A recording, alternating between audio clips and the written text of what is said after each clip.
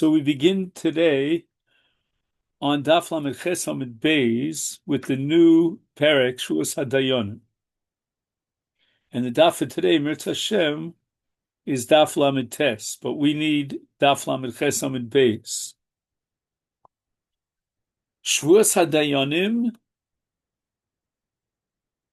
Hataina. So now we're talking about what's called Moda b'Miktzas Hataina, which means that there are two parts. There's the Taina, and actually there are three parts. There's the Taina, and then there's what's called the Kfira and the Hodah. So Hataina shtei kesef, v'Hodah b'shava pruta. So the Taina itself has to be a minimum of shtei kesef to make it into a significant Taina, and we're going to derive that from Psukim. And the Hodah has to be a minimum of shava pruta. So you get the impression that the difference between the Hodah and the Kfira is a difference between one pruta and shtei kesef minus one pruta. And we're going to see later on that there's one shita that says no, that the kfir itself has to be shtei kesef. Okay, we'll get to that later on in Mirz Hashem. V'im eina ha'hodah mimin ha'taina potter. So if the taina is on X, then the hodah has to be on part of X. If on the other hand the hodah is on Y, then he's not chayiv a shvuas moda b'miktzas keitzad. What would be a case? Shtei kesef li biyodcha. So you have, let's say, two silver pieces of mine that you're holding on to. Ein lecha biyodei ela pruta. So now pruta is made of copper. So there was no hodah mimin ha'taina, and therefore potter, because the taina was on silver, and the hodah, the admission, was on copper. However, shtei kesef upruta yeshli biyodcha. Now we integrate into the taina both silver and copper. Ein lecha biyodei ela pruta chayiv. Why? Because now we have a hodah mimin ha'taina, because included in the taina was also copper, and he was modeh that he owes him a pruta, which means he owes him copper. Mona li biyodcha ein lecha biyodi. If, on the other hand, the nitba, the defendant, denies the entire claim, potter.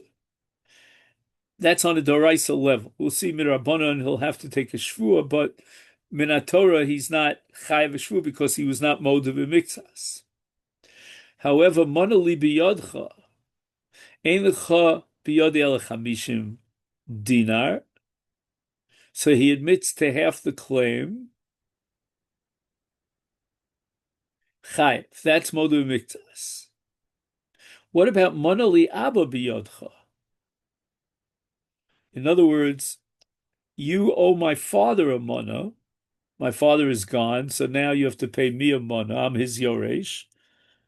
Ein lecha biyodei ela chamishim dinar. And again, the nitba admits half the claim. Potter. Why? L'chara this should be moda b'miktzas. And the Mishnah explains that Neshu Kimeshiv Aveda. So this is a bit complicated. I'll try to give it over in a very short synopsis, because we have a lot to accomplish today. The premise of Moda b'Miktzas Hataina Chayv Shvua is what's called Ein Adam Meiz Panav Bifnei Bal Chovo, that it's a chutzpah for a person to deny the oath, to deny the claim, because he knows that the claimant is looking him in the eyes and knows that he's lying through his teeth. So he makes it a little easier for himself and he admits to part of the claim. But he's really, we think, lying on the other half that he denies. But if it's his father, So his father's not here, and it's very um it's so the entire principle of Ein Adam Meis Panim B'fnei Balchoma doesn't apply over here, and therefore there's no Chiyuv Shvuah. This is really a sugya at the beginning of Bab Metzia. The Mishnah continues, Mana li biyadcha, Amar lo hein. It's true that I owe you a mana, but lemachar Amar lo tneu li. So tomorrow, the next day, the toveh says to the nitba, "Where's the mana?" Nesativ l'cha, I gave it to you already. But why? Because he's denying the entire claim. He says, "I paid you back." However, ein l'cha biyadi. If he says the next day that I never got anything from you, then Chayv has to pay. Why? Because there were witnesses to testify that yesterday he admitted that he owed money, and now he's saying he never got the money. Mana li biyadcha amalo hein al titneu li ela be'edim. So the Toveh, the Malva, says to the Lova, I don't want you to pay me back unless there are two witnesses there at the time that you repay the loan. L'machar amalo tneu li, and the Nitba says the next day, Nesativ l'cha. Chayev, once again he's chayev, but here he's chayev for a different reason. He's not chayev because he denies that he got the money, but rather he's chayev because there are no eidim to testify that he repaid the loan. And he had accepted already yesterday a condition that he would not repay the loan unless there were two eidim. The Mishnah continues, again with this concept of haudah miminatayna, litra zav yeshli biyodcha. So a litra is a certain weight of gold. Okay. Anyway, its monetary value is that of 100 mana.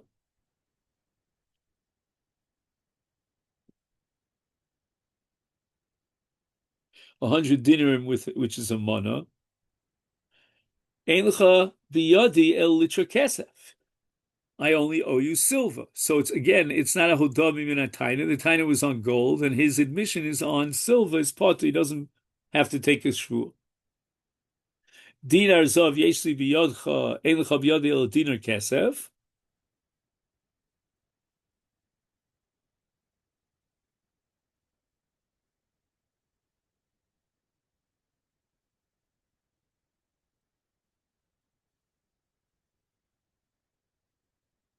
Oh, so what is his hodah here? His hodah is on a silver dinar, utraces ufundios upruta. Oh, so in this case, as opposed to the previous case where he was tovea a liter of zav, which is a weight of gold, here he was tovea coins, currency made of gold. And all currency, whether it's silver, gold, is all considered min echad. So therefore, when he admits that he owes him a certain amount of money in silver coins, that's hodami min atayim. Or if he admits that he owes him other coins like a traces, a pujan, a pruta, he's chayav. Shakol min matbeach. So all the coins, all the currency are considered one matbeach, even though some are made of gold, silver, copper, it doesn't matter. Korach tvua yeshli biyodcha. Now the word tvua literally means grains, but sometimes it means peiros. We'll see in the next part of the Mishnah. Ein lecha biyodi el lesach kitnios pot. So he was tovea grain, like one of the 5 species of grain, and he was modeh on legumes. So that's shalom minatayim. However, if he says kar peros yeshli biyodcha, the word peros is a much more all-encompassing term, and the nitba, the defendant, responds by saying ein lecha biyodi el lesach kitnios chayev shakitnios v'chal peros. So the word peros, as opposed to tvua, where tefua excludes legumes, but peros includes legumes, is therefore it's haudah miminatayni chayav shvu. Tano chitim v'hodol b'sar patur. Oh, you wonder why the Mishnah had to bother telling you that, but anyway, is Rav Gamliel Mechayev. Now here comes Rav Gamliel, and he says you don't need a hodah miminatayna. Now, we translate everything into its monetary market value, and if he's moda on part of the market value, that's enough to be mechayev him a shvuah. I mean, I'm only wondering why Rabbi Gamliel's opinion is delayed until the end of the Mishnah. It should have gone way back at the beginning of the Mishnah. So Tosfos is a hatoin lechaveru b'kadei shemen. So the tviyah was on a certain kind of a jug, which is called kad. V'hodelo bekan kanim. So he was demanding oil in a jug, and the confession was on what? Was on the jars empty, without anything in them, no oil in them. Is here we have machlokes between Admon and the Chachamim. Admon omer hoil v'hodlo miktas hamomon miktas miminatayna is yishav is chayav shvuah. Why? Because although he didn't admit to any part of the oil, but he did admit to the jugs. And in this case, it's not the admission on jugs is not at all part of the taina, meaning the taina was really fundamentally on the oil, and he doesn't admit that he received any oil. So that, again, as far as the jugs are concerned, then the defendant admitted that he owes the jugs. Fine. But that's not a hodah b'miktzas on the taina on the oil. Omer Rav Gamliel, Roa Niyas Divrei Admon, because according to Rav Gamliel, we don't require hodah b'min taina. Tanu kelim v'karkos. So now we have the principle of ein nishban ala karkos. Hodah b'kelim v'kofar b'karkos v'kofar b'kelim potter. Right, so you need a hodah hamachayeves and a kfira hamachayeves.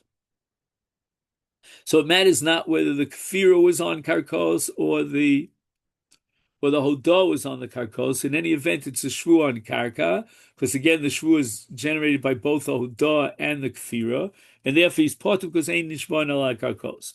Hodah miktas hakarkos. But if on the other hand he was modeh that I owe you one of the two fields that you're demanding, part because ein nishban ala karkos. But b'miktas hakelim chayav. So let's say that since the tviyah was on both karkos and kelim, and the hodah was on kelim, so then he's chayav. No. It's not enough if the hodah is on kelim, because then the kfira is on karka, and ein nishban ala karkos. But let's say he was mode on miktas kelim. So therefore, with regard to the tvi on kelim, there's a hodah b'miktas miminatayna, and that's mechayev meshvua even on the karka.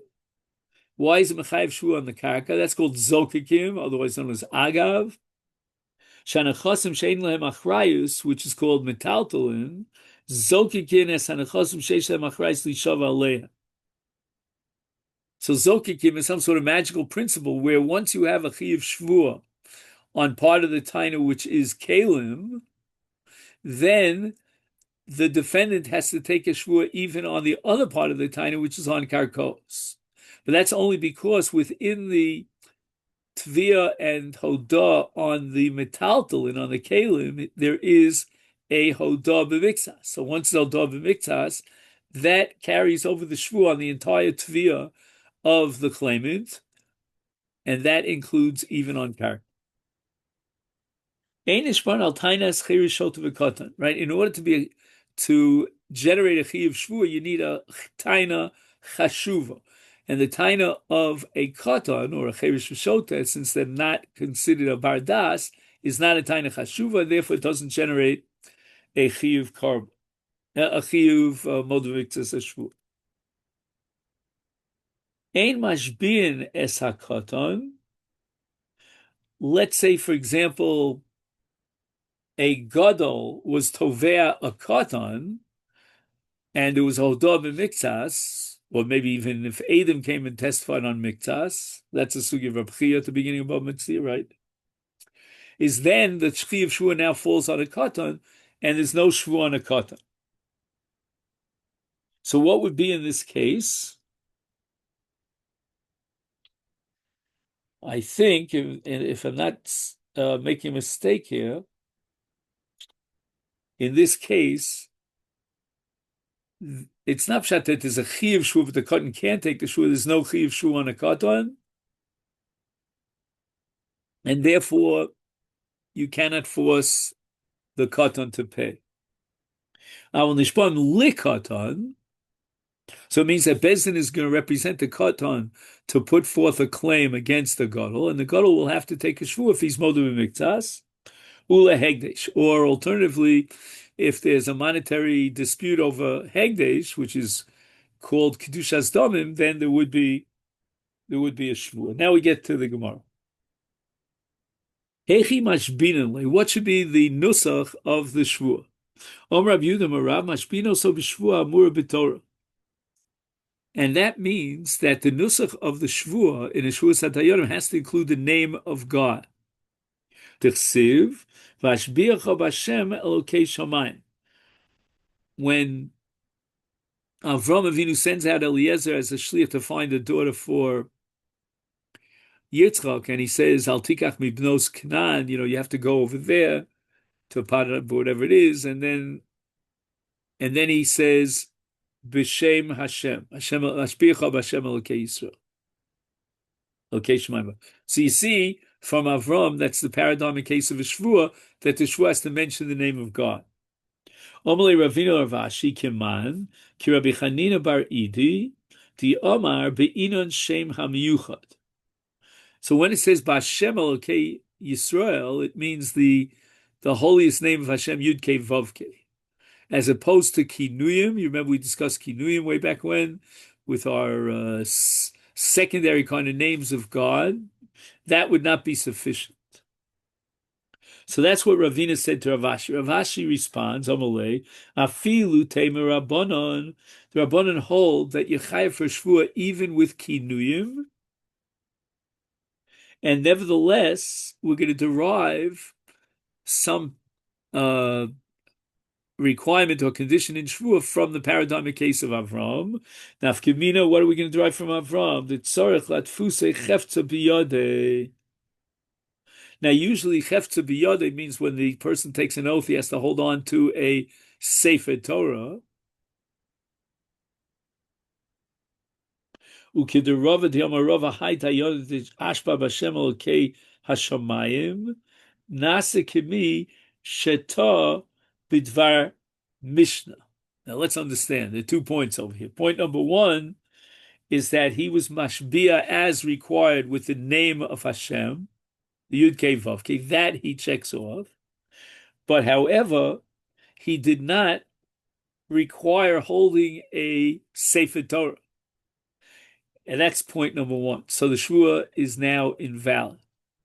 But point number 2 is that we have a principle called Ta Bidvar Mishnah, meaning if the Dayanim made a mistake in something that's very, very fundamental, it's a Dvar Mishnah, it's like explicit in a Mishnah, and therefore the Dayanim are held responsible for making this mistake. Is Choser, first of all, the law is that their ruling is invalid, and moreover, they have to pay if the litigant suffered any loss.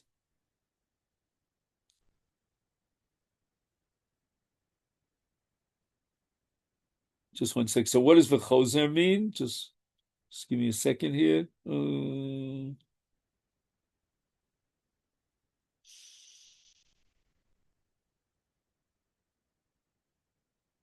Okay, I'm not sure what the word v'chozer mean. If we had more time, but we're in a tremendous pressure of time. Okay. V'yomer Papa, hi Dayan, another case of a Torah b'dvar Mishnah, the Ashba b'tfilin. He had the litigant who took the oath hold on to tefillin, not to a Sefer Torah. Nasik misha Torah b'dvar Mishnah. Once again, it's considered a Torah b'dvar Mishnah, v'chozer, and therefore the judgment is revoked, and the Dayanim will have to pay the litigants compensation for any loss. And that is because the Kedushas Tefillin is not as great as the Kedusha of a Sefer Torah. V'hilchas HaKavasi de Rav, v'less Hilchas HaKavasi de Rav Papa, Hilchas HaKavasi de Rav Papa, de Rava, de Holo Nokid Chefza B'yodeh. This last case will support Rava's principle that he needs to hold a Sefer Torah. And since he did not hold the Sefer Torah when he took the oath, therefore it's a Torah b'dvar Mishnah and Choser, the judgment is reversed. But less Hilchus HaKavasi of Papa, the Hanakit Chefza B'yodeh. And Rava and Rav Papa had indicated that even a pair of tefillin, now just 1 second.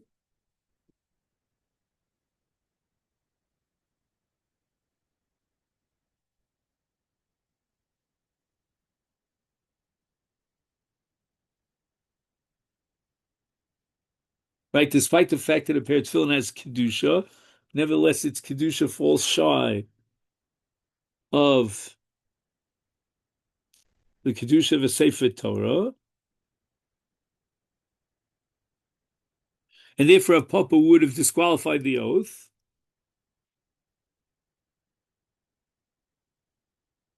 And we're saying that since we reject Rav Papa Halacha, therefore, even though it's not the ideal, but if the oath was taken with a pair of tefillin, then it's valid. Shvua Ma'umad, in general, the litigant who has to take a shvua, the defendant has to stand. But Talmid Chacham Yushav, if he wants to sit, the Talmid Chacham, who is the defendant, he can sit for the shvua. However, shvua b'sefer Torah and Talmid Chacham lechatchila b'tefillin. Even though for a rank and file citizen, the shvua is only valid if he took the oath on a Sefer Torah, which he holds in his hand. But in the case of a Talmid Chacham, tefillin is fine.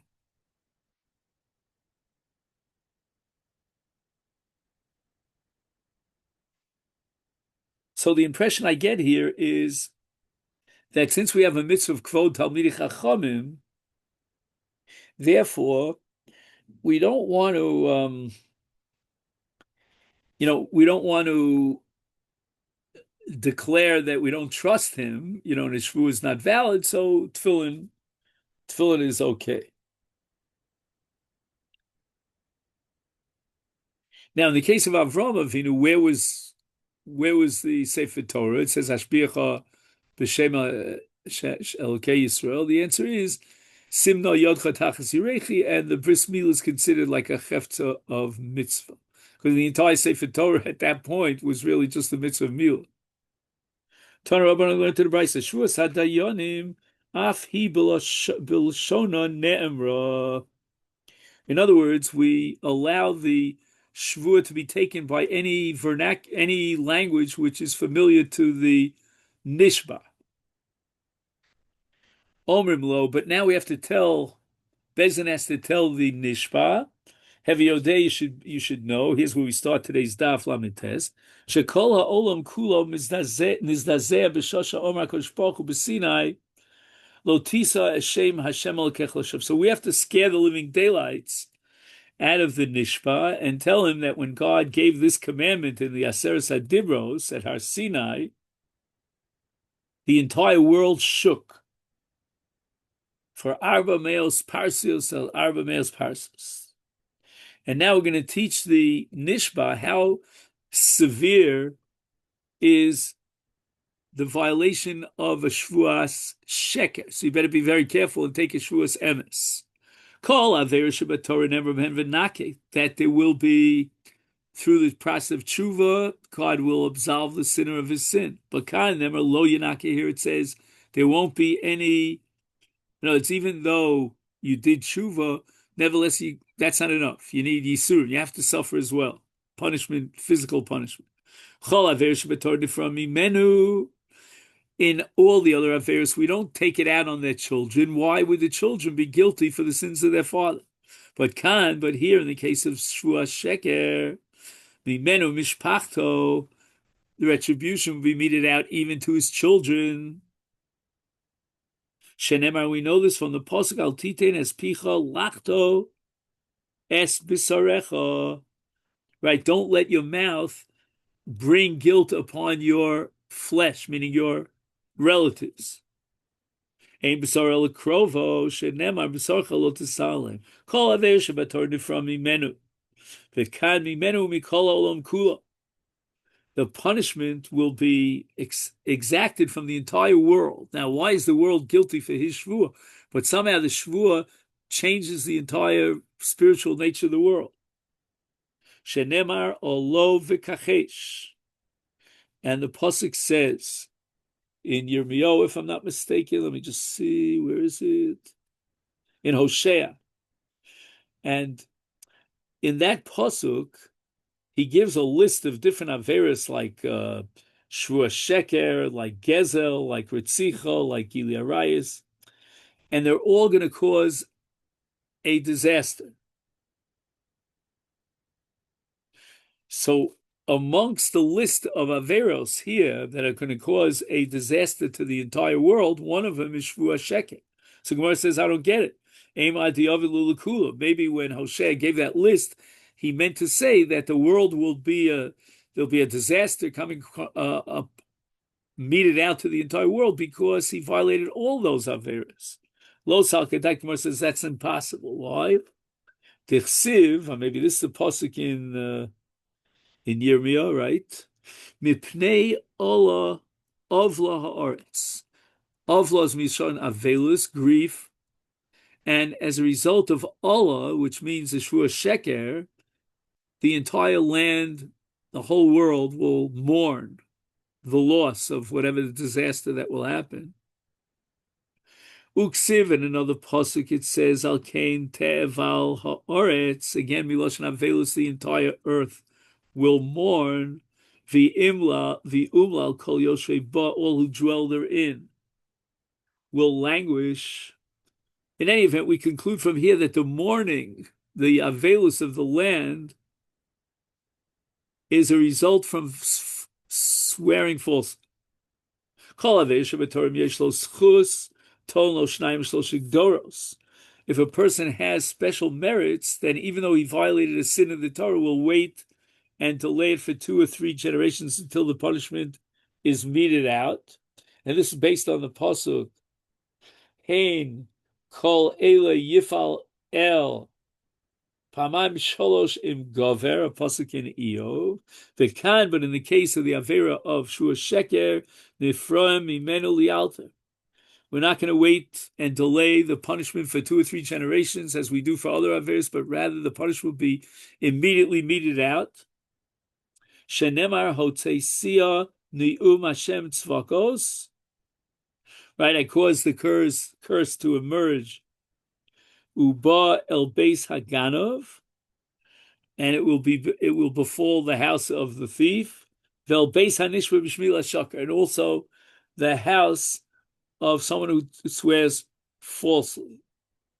Vilana b'toch beiso, and this destructive force will abide in the midst of his house.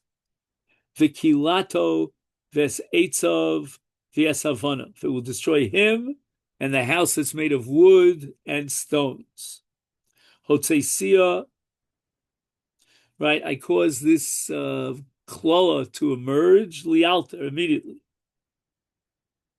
Uba el beis haganav zagonev das habrios she'en lo momon etzel chavero v'torno mashbio.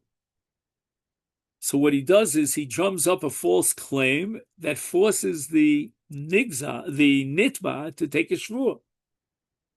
Vel beis hanishba b'shmila shaker, and this disaster will befall on he who takes a false oath.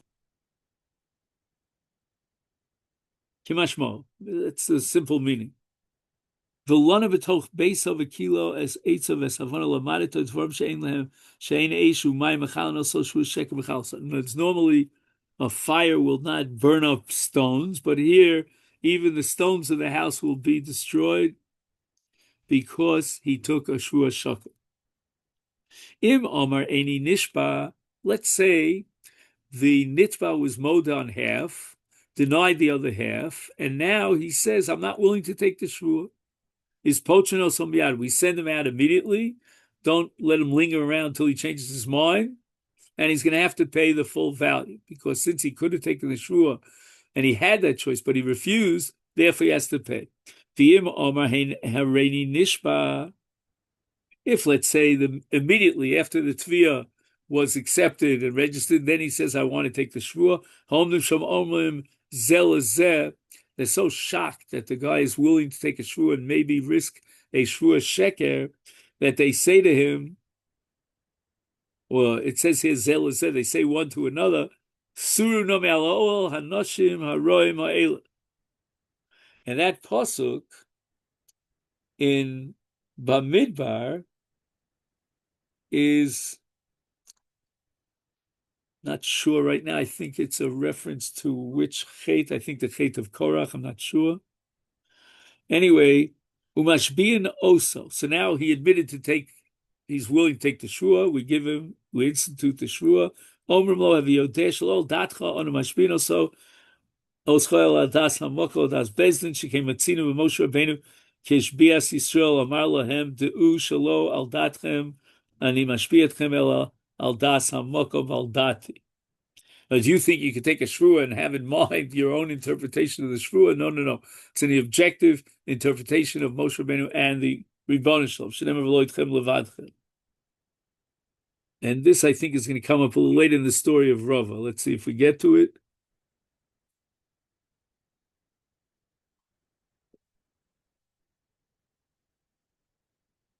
At the end of the Chumash, Moshe Rabbeinu and Parshas Nitzavim is mashpia even those who are, right, those who are here today and those who will be born later on.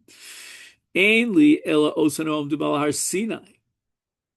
Maybe it means those who were at Har Sinai and are there in Parshas Nitzavim. But Doros Haboim v'Gerim Hasidim Lizgar Minal Talmud Lomer v'Eis Asher Einenu Po Imonu.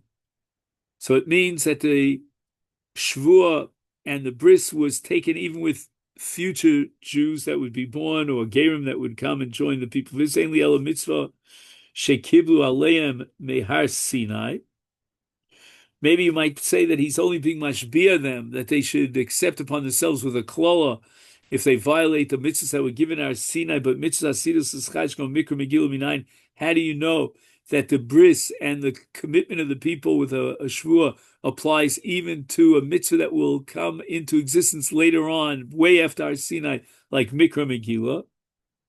Talmud lomar kimu v'kiblu, kimu mashikiblu kvar. So that commitment had to come at the time that Mordechai told the people of Israel, we're going to read the Megillah every year, year in and year out, on the 14th, on the 15th, and they responded, Kimu v'kiblu. That means the original Kabbalah was with only those mitzvahs that were given our Sinai, and now there's a new Kabbalah for the mitzvahs that were given Midrabanan later than Har Sinai. My af he bilashona nemra. You say that even the shua could be taken in any language that the defendant understands and speaks. What's the even over here? What were the other cases where you could fulfill the Torah law with any language? Elu nemar v'chol loshem parshas sota v'idui maser kriyat shma tefila birkas hamazon shvuas ha'edus u'shvuas ha'pikad. All of the above cases where there's a required recitation, the recitation can be done in any language. Shavuos Dayanim af hi b'lashon emer, and even Shavuos Dayanim can be taken by the defendant in any language that he understands. Amar Mar, Omrim Lo, the judges say to the defendant, Hevi Yodea, you should know Shekol Olam Kulim is Nazeh B'Shosh Amar Kadosh Baruch Hu Lo Tisa Shem Hashem Elkech Lashav. My timer, why did the world tremble when Hashem gave this prohibition in the Aseret Hadibros of not taking a false oath? Ilema Mishum Dis Yaev B'Sinai. If you're going to say because this mitzvah is chashuv, it was given at Har Sinai amongst the 10, well, Esed Dibros Namisav, what about the balance of the 10 commandments, the other 9? Why did the world only tremble for this individual Dibra of the Aseret Dibros, not the other Dibros? The Ella, therefore, we have to substitute another explanation. Mishum de Chamira. We have to say that taking a false oath is very, very stringent. The Gemara rejects that. Umi chamira. I'm going to prove to you that relative to all other averas chamuros, the avera of shua sheker is lower down on the totem pole, because elu ein akalos asay velos asay chutz mi lo tisa. Okay. Lotisa is not included in the classic lav, but chamuros, so krisos umisus bezdin. Velotisa imahen. In other words, there's an entire group over here called chamuros, which includes all chiyuvei kares and misus bezdin. So therefore the world should have trembled when the other chayvei krisos of misus bezdin were given. Ela, but rather kediktani time kol aver shebetor nemar behem v'nake v'kan nemar lo yenake.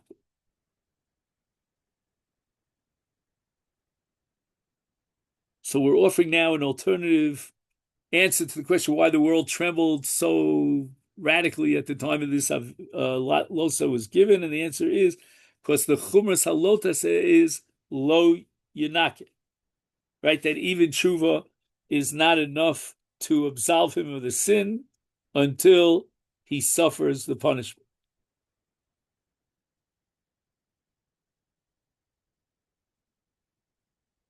Are you going to tell me that only in this Avera, the rule that the Torah says, you won't be absolved with even with tshuva until you suffer ksiv, lo yenakeh. So we have this lo yenakeh, which means that he would not be absolved in Shmos Perek Lamed Daled. Hahumi boile kid Rav Elazar, the Sanya Rav Elazar Omer I efshar lomar v'nake. Right, it's impossible to say that Hashem will absolve as a general rule. Shekvar nera lo yenake. The Torah says lo yenake. Efshar lomar lo yenake. Shekvar nera v'nake. Okay, so how do we reconcile the yenake with the lo yenake? Is menakel l'shavim v'eno menakel l'she'eno shavim. So it all depends upon tshuva. But in the case of shua sheker, even tshuva alone is not enough. Kol avesha told from mimenu v'kan mimenu mishpachta. Now, why is his family punished? It seems that they concealed his sin. You tell me this is only unique in the case of Shua Sheker, but other Averos, the Mishpacha is not going to suffer. But Ksiv, it says in the parasha of Molech, Besamti ani es panai, ba'ish hahu ube mishpachto.